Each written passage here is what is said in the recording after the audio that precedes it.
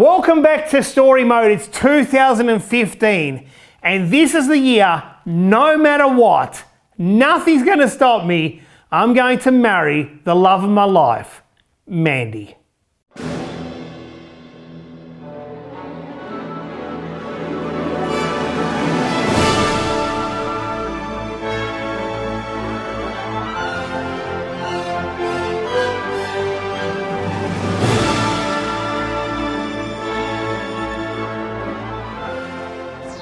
Welcome to 2015, where there was a couple of movies that were not so great, and a couple of movies that were, well, passable. The first one that wasn't so great was Terminator Genisys. Look, it was good, Arnold Schwarzenegger was in it, but it just wasn't as good as Terminator 1 or 2.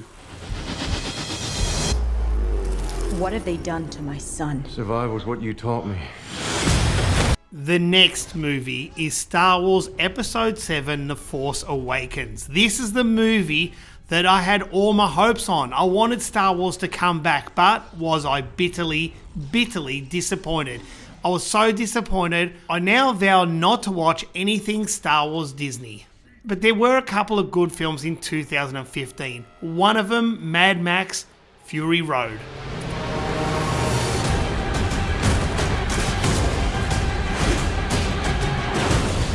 I want them back! They're my property! And the other one that was good but not great was 007 Inspector. This would have to be definitely my worst Daniel Craig film and pretty much my worst James Bond film. But that's saying something because I love James Bond no matter what. You're protecting someone. Well, it's 2015 and this is the year Mandy and I are finally going to get married. Look at her. I am going to marry Mandy, the love of my life, the woman who stood by me through thick and thin. And we have been through so much in our 17 years of being together. Yes, this would finally complete the circle of us being together, being married, and having everything that we've been through put behind us. The wedding would carry a Superman theme in it just because we're both Superman fanatics. And well, it would turn out to be one of the best days of our lives. All our friends and family were at the wedding and the amount of nerves I had was like nothing before.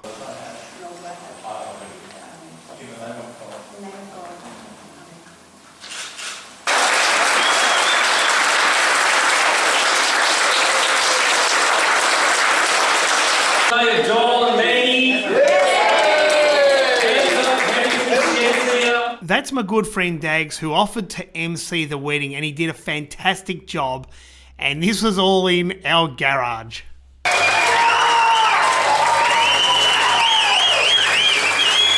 And Dags, being a Star Trek and Star Wars fan such as ourselves, he threw in something extra. Live long and prosper. Live long and prosper!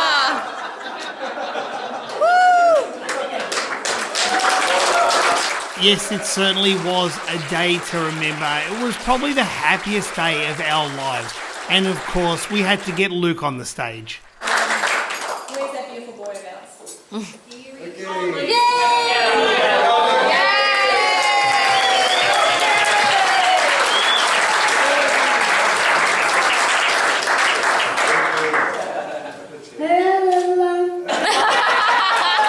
Now we knew it was going to be a great day and we needed it on film. And we had someone lined up, but I thought, no, I must get Alex involved. He's got to film my wedding. With you, Alex, for filming.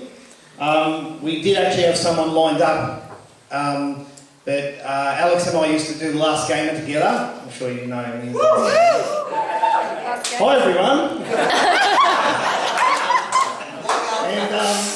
And well, the first dance would have to be none other than Superman's Can You Read My Mind by Margot Kidder.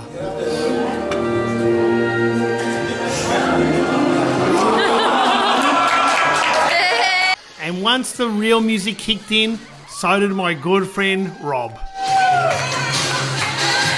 Yes, it was certainly a night to remember.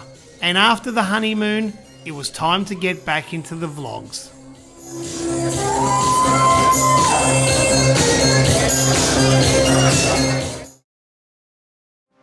Now the building works are finished, I decided to show other parts of the house, and the first place I went to was the office and showed my DVD collection and just things like that. But they're only here temporarily until my cinema room's finished. Anyway, let's go and look what I've done with the other room. I then went down towards the back of the house to show my Star Wars room, and I saw Luke playing Halo 3. But he's pretty far. I'm just going to walk past, okay? Oh, thanks. Just pause it. Oh yeah, the Covenant. Okay, so this is what's happened with the computer room. We've got 7 of 9 there and Darth Maul there. Okay, when you come in the computer room, as you can see, a lot has changed. I would have to stop right here and say this is the room I miss the most. The way I had the Star Wars figures set up, my He-Man figures, my radio control cars, everything looked absolutely amazing.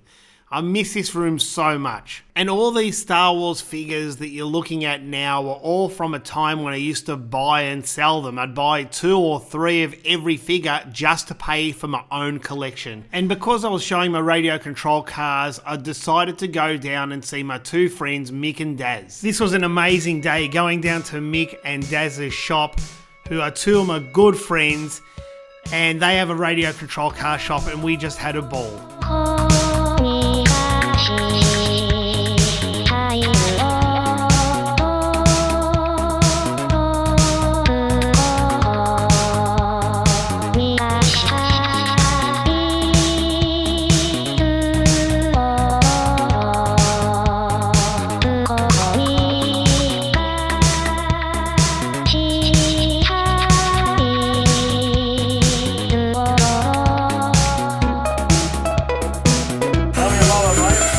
So that's Mick on the left, and obviously that's me on the right. And we had to make our own prop shaft to start my Nitro car. It doesn't have a starter motor like a regular car. You've actually got to use a drill or an electric motor to turn over a shaft to crank the motor. And this was pretty exciting that we're making our own.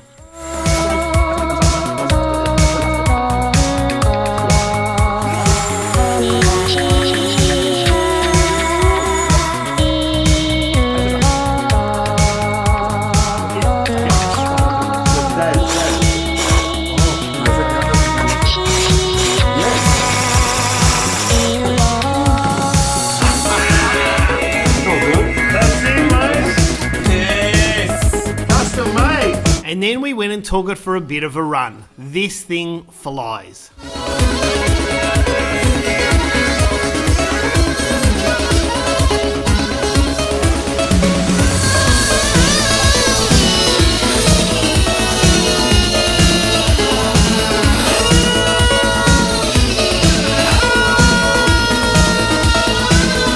I then got a huge request from people asking me to show how I restore arcade machines, not Mandy but me, so I decided to do this small video. Surprisingly, I've had a large number of requests who want more arcade restoration videos. This is the afterburner cradle. It's the main part you sit in.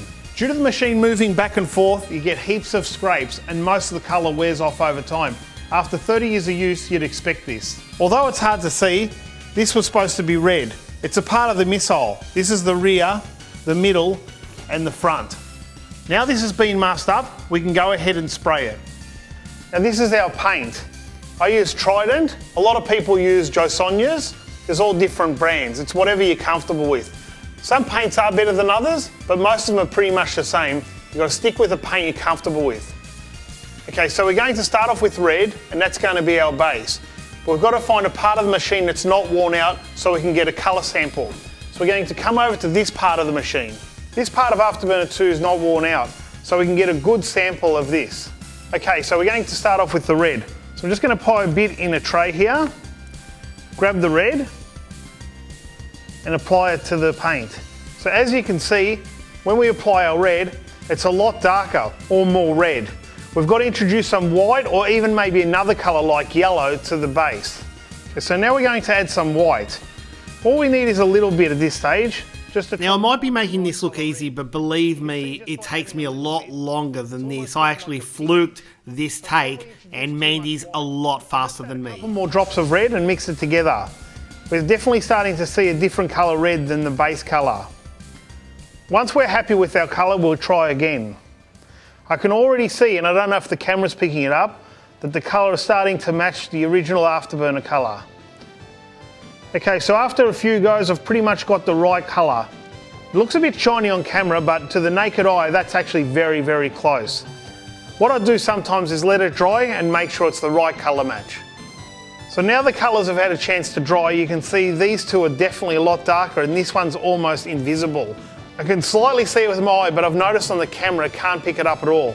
So now becomes the spraying part. And again, it might look easy just to quickly mix colours, but it comes with experience. It was Luke's birthday and we're throwing a party for him, but my Outrun 2 isn't working, so I made a video about repairing it. Known as the Chihiro or the Cheerio, depends where you're from. It's actually the original Xbox board made in... At this stage I noticed my speech wasn't the best. My voice was somewhat deeper and I noticed I was talking a lot slower. Then I moved on to this Star Wars trilogy. It had a rear projection TV in it and I managed to get a custom TV from a good friend who I knew from the audio-visual industry back in the day. I ended up getting it for free and it's a Philips commercial panel that fitted perfectly. I've tried to give it less height up the top and a bit more at the bottom because you've got these big speakers here. And I'm floored at how good it actually looks. Well, now Mandy is officially Mrs. Hopkins. Everything can move forward. We've got our whole life ahead of us. We're creating a YouTube channel and starting to get in front a little bit. The subscribers are coming. Everything seems to be clicking into gear. Maybe it's time to finally go for that Guinness Book of Records.